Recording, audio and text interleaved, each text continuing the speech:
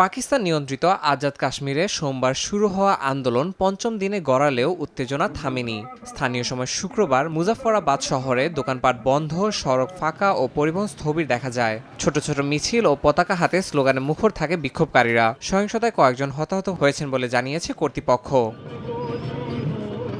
শিক্ষা প্রতিষ্ঠান, ব্যবসা ও পরিবহন সেবা বন্ধ থাকায় প্রায় অচল হয়ে গেছে পুরো অঞ্চল।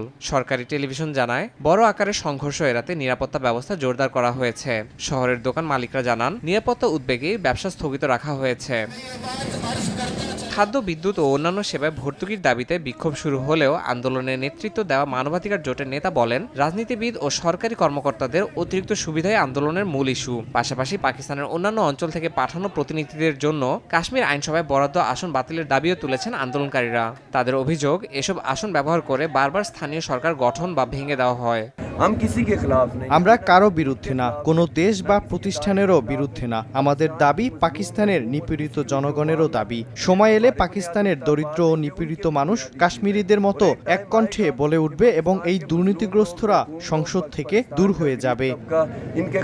এদিকে প্রধানমন্ত্রী শাহবাজ শরীফের নির্দেশে গঠিত উচ্চ পর্যায়ের কমিটি বৃহস্পতিবার কাশ্মীর জয়েন্ট আওয়ামী অ্যাকশন কমিটির নেতাদের সঙ্গে আলোচনায় বসে। কমিটির প্রধান ফয়সাল জামিল কাশ্মীরি জানিয়েছেন, আলোচনায় অগ্রগতি হচ্ছে বলে তিনি আশাবাদী। এর আগে গত বছরও একই ধরনের বিক্ষোভে কয়েকজন নিহত হওয়ার পর সরকার ২,৪০০ কোটি রুপি অনুদান দেন। ইয়াসিন মোহাম্মদ জিসান, সময় সংবাদ।